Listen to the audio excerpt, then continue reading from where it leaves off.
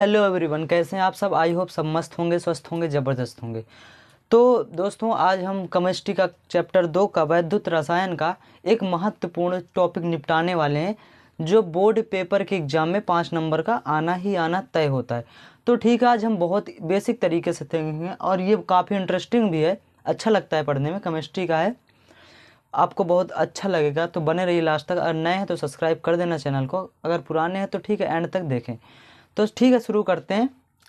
Electrode विभव क्या है इलेक्ट्रोड विभव, क्यों पढ़ते हैं और ये इसका कहाँ यूज होता है और इसका प्रभावित करने वाले कारक कौन कौन से हैं, ये सब सारा कुछ हम देखेंगे। आज बहुत आसान तरीके से इसका निपटारा करने वाले हैं, तो बने रहिए लास्ट तक। तो ठीक है, शुरू करते हैं। अब देखिए, बात ये है कि इलेक्ट्रोड विभव क्या है। तो ठीक है, पहले हम लोग इधर देख लेते हैं कुछ।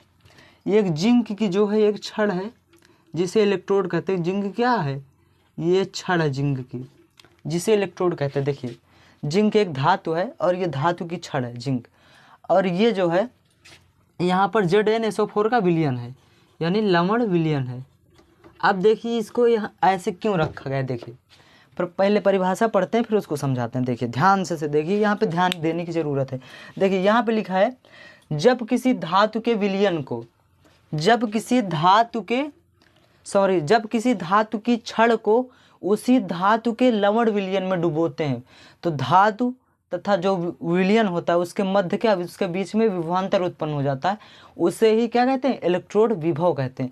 और इसे ई से दर्शाते हैं, यानी इसे ई से प्रदर्शित करते हैं। तो ठीक है, अब देखिए, जब किसी धातु को उसी धातु के लवण विलयन में, अब यहाँ पे क्या है, धातु क्या है, किसकी है? जिंक की। धातु काहे की है? जिंक की। और यहाँ पे हमने विलयन काहे का भरा हुआ है? ZnSO4, यानी जिंक की धातु है और जो विलयन है वो जिंक सल्फेट का है। तो जब किसी धातु की छड़ को, फिगर से समझते हैं, ठीक है, जब किसी धातु की छड़ को उसी धातु के विलयन में डुबोया जाता है, तो धातु तथा विलयन के मध्य, अब ये धातु है और ये धातु तथा विलयन के मध्य क्या उत्पन्न हो जाता है? विभव या विभवांतर उत्पन्न हो जाता है।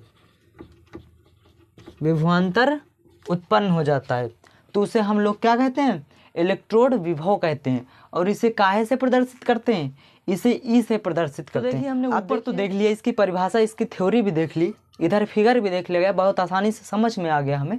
अब देखते हैं इलेक्ट्रोड को प्रभावित करने वाले कारक कौन कौन से हैं। आखिरकार कौन है जो हमें मतलब इलेक्ट्रोड को प्रभावित करते हैं, यानी उसे इलेक्ट्रोड यानी कुछ क्या होता है, ये होता है इलेक्ट्रोड। अब इसे प्रभावित करते हैं, मतलब करंट का फ्लो नहीं होने देते या कुछ भी इसमें दिक्कत आने का प्रयास करते, बाधा डालते।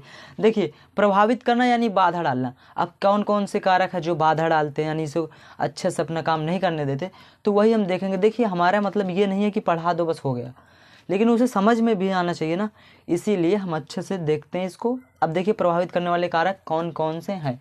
देखिए, पहला, चालक की प्रकृति। अब चालक की प्रकृति क्या है? देखिए, सब धातुएं तो एक तरीके के व्यवहार करती नहीं। अब प्लास्टिक भी क्या है? एक धातु ही है मान लीजिए, और लोहा भी एक क्या है? धातु है। अब लोहा प्लास्टिक की तरह भांति करेगा? नहीं कार्य करेगा। प्लास्टिक में करंट फ्लो करता? नहीं करता। और लोहा में दौड़ता है। देखिए, चांदी होता है वो अच्छा सुचालक है लोहे का, मतलब करंट का अच्छा करंट बढ़ता है। तो ये पहला ये हो गया कि मतलब चालक की प्रकृति पर निर्भर करता है। दूसरा, धातु आयन की सांद्रता पर। अब सांद्रता क्या है? टन विलियन, ये आपने पढ़ा होगा चैप्टर 1 में, क्लास 12th में। टन विलियन क्या है? तो ये मतलब एक कारण ये हो गया कि धातु आयन की सांद्रता। अब ताप घटाने या ताप बढ़ाने पर भी ये जो इलेक्ट्रोड होता है ये प्रभावित होता है। तो ठीक है, इलेक्ट्रोड विभव आपको बहुत अच्छे से आसानी से समझ में आ गया होगा, उम्मीद करता हूँ। अब देखिए, अब इसके आगे देखते हैं मानक इलेक्ट्रोड विभव क्या है। देखते हैं, हमने इलेक्ट्रोड विभव तो पढ़ लिया आगे, बट अब देखेंगे मानक इलेक्ट्रोड विभव क्या है। देखिए, इसमें सेम सिचुएशन होती है, कंडीशन सेम ही होती है, बट कुछ अलग से इसमें जोड़ दिया जाता है, तो बस उसी को देखना है। बहुत ही सरल है, आपको बहुत आसानी से समझ में आ जाएगा, बस थोड़ा ध्यान देना। तो ठीक है, शुरू करते हैं। अब देखिए, पहले फिगर देख लेते हैं। उसमें देखिए, जिंक सल्फेट इसमें भी रहेगा, जिंक सल्फेट का विलयन लिया है और जिंक की धातु ली है, यानी जिंक की छड़ ली है। और इसमें जुड़ा क्या क्या है ये देख लीजिए ध्यान से। 25 डिग्री सेल्सियस तापमान जुड़ गया है। मतलब कुछ इसमें होता नहीं कि मतलब कि कोई चीज़ मान के चलना, इसमें मान के ही चलते हैं। जैसे 25 डिग्री सेंटीग्रेड तापमान हो गया, एक एटमॉस्फेयर दाब होगा, मतलब एक एटीएम जो है वो दाब ले लिया गया है यहाँ पे, और 1 मोलर सांद्रता ले ली गई। बस इतना ही जुड़ा है और इतना ही है इसमें मानक इलेक्ट्रोड विभव में। अब देखिए परिभाषा देख लेते हैं आसानी से। देखिए जब किसी धातु की छड़ को उसी धातु के विलयन में, मतलब उसी धातु के विलयन में 1 एटमॉस्फेयर मतलब 1 एटीएम दाब तथा 1 मोलर सांद्रता पर 25 डिग्री तापमान पर उसी धातु के विलयन पे छड़ को डुबोया जाता है, तो धातु तथा छड़ के जो बीच होता है विभवांतर उत्पन्न हो जाता है। उसे हम लोग क्या कहते हैं? मानक इलेक्ट्रोड विभव कहते हैं। देखिए जब किसी धातु की छड़ को उसी धातु के विलयन में 1 एटीएम तथा 1 मोलर सांद्रता पर 25 डिग्री सेंटीग्रेड पर डुबोया जाता है, तब धातु तथा विलयन के बीच जो होता है विभवांतर उत्पन्न हो जाता है, और इसे ही मानक इलेक्ट्रोड विभव कहते हैं। और इसे काहे से प्रदर्शित करते हैं? इसे ई से प्रदर्शित करते हैं, इसे ई से प्रदर्शित करते हैं, प्रदर्शित करते हैं।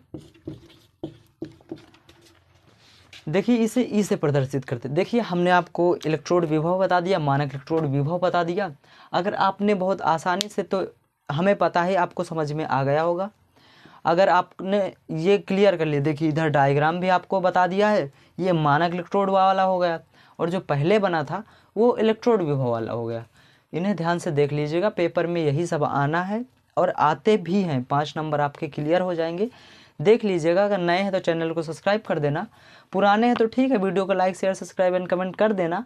मिलते हैं किसी नए वीडियो में, तब तक के लिए जय हिंद, जय भारत।